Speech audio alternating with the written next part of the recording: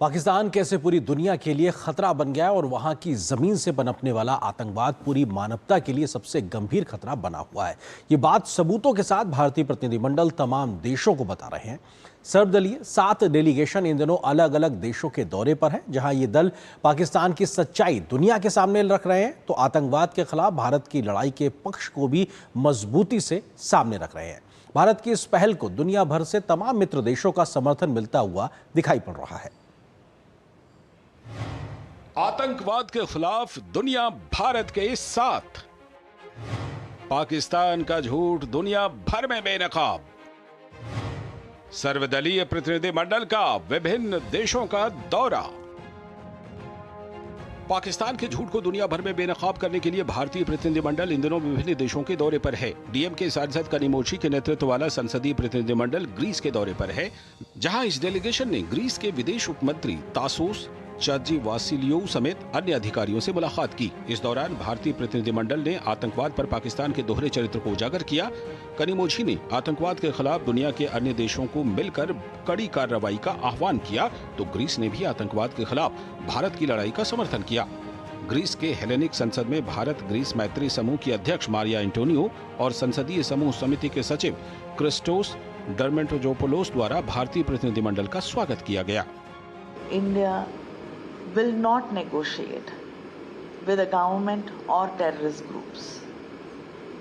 India has made it clear, and our Prime Minister has made it very clear that Pakistan has to dismantle these terrorist outfits in their own soil, put an end to them, and then come to the negotiating table.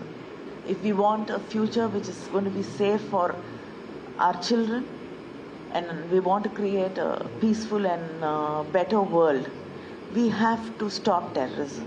We have consistently and for a very long time condemned terrorism wherever that happens, and this is a basic Greek position that is not to change. So basically what is important is we condemn terrorism wherever it happens in the world.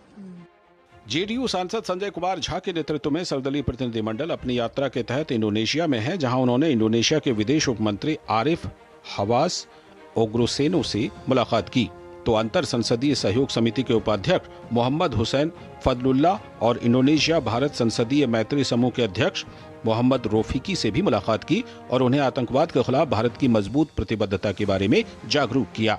Indonesia ने आतंकवाद के खिलाफ भारत की लड़ाई का समर्थन किया है। Indonesia had also experience in the past in counter-terrorism.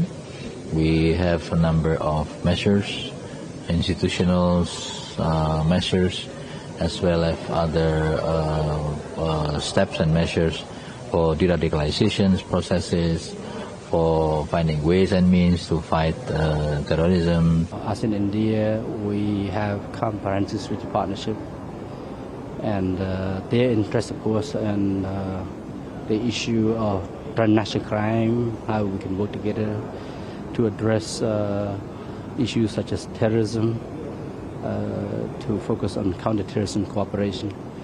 I think it's clear that for us in ASEAN, we work closely not only among ourselves in terms of combating terrorism, but we work with our partners, including India, which is our comprehensive partner, to address various security issues, including this counter-terrorism matter.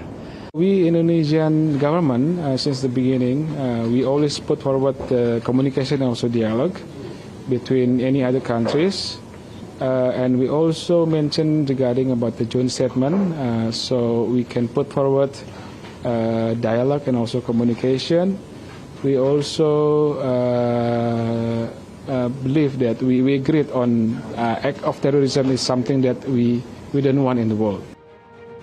NCP सांसद सुप्रिया सुले के नेतृत्व वाला प्रतिनिधिमंडल इस समय दक्षिण Africa की यात्रा पर है, जहां उन्होंने दक्षिण अफ्रीका की संसद का दौरा किया, तो नेशनल काउंसिल ऑफ प्रोविंसेस के उपाध्यक्ष लेस गोविंडर और विभिन्न राजनीतिक दलों के 13 अन्य सांसदों से मुलाकात की। इस डेलीगेशन ने ग्रीस के विदेश उपमंत्री तासोस चाजीवासिलियोव और अन्य अधिकारी से भी मुलाकात की। भारतीय प्रतिनिधिमंडल ने पाकिस्तान की सच्चाई को उजागर किया तो आतंकवाद के खिलाफ लड़ाई को मिलकर लड़ने की बात कही।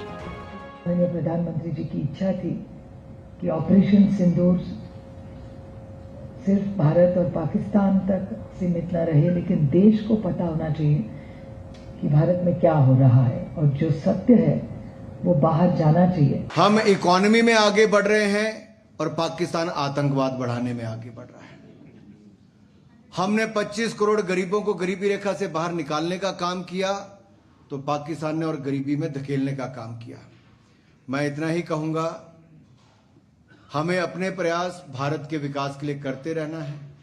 आप सभी भारतीय जो देश से बाहर आए हैं, भारत के एम्बेसडर के रूप में काम कर रहे हैं। भारत के लोगों की पीड़ा और आक्रोश बताने के लिए और ये भी कहने के लिए कि आज के विश्व में आतंकवाद का कोई स्थान नहीं है जिसमें बेगुनाह निहत्थे लोगों की हत्या हो, तकलीफ हो। शिवसेना सांसद श्रीकांत शिंदे के नेतृत्व में सर्वदलीय प्रतिनिधिमंडल कांगो से सिएरा लियोन के लिए रवाना हुआ। सिएरा लियोन में प्रतिनिधिमंडल नेताओं, थिंक टैंक, शिक्षा जगत, व्यवसाय, मीडिया और भारतीय समुदाय के प्रतिनिधियों से मुलाकात करेगा। इससे पहले कांगो ने आश्वासन दिया है कि वह आतंकवाद के खिलाफ भारत के संदेश को उन सभी अंतर्राष्ट्रीय मंचों पर उठाएगा जिसका यह मध्य अफ्रीकी देश सदस्य है। DR कांगो और भारत का भी एक अलग नाता रहा है।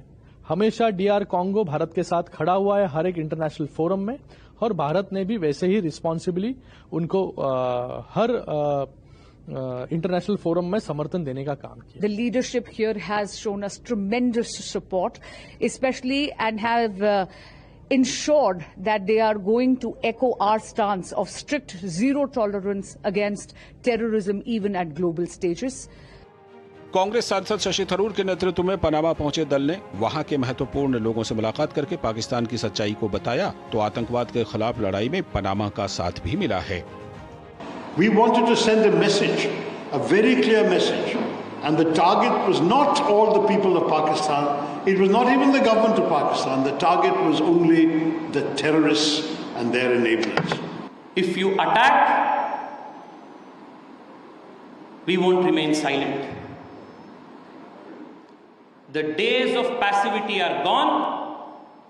अगर आप अपने ऊपर हमला करेंगे तो भारत एक बार नहीं 100 बार भी ऑपरेशन सिंदूर करने के लिए ताकतवर है। भाजपा सांसद रविशंकर प्रसाद के नेतृत्व वाला दल फ्रांस की यात्रा के बाद इटली पहुंच गया है, जहां इस दल ने इटली की विदेश और रक्षा समिति की अध्यक्ष स्टेफनिया क्रेक्सी से मुलाकात की तो विदेश मामलों की समिति और यूरोपीय आयोग के अध्यक्ष गिउलियो ट्रेमोंटी से भी मुलाकात की।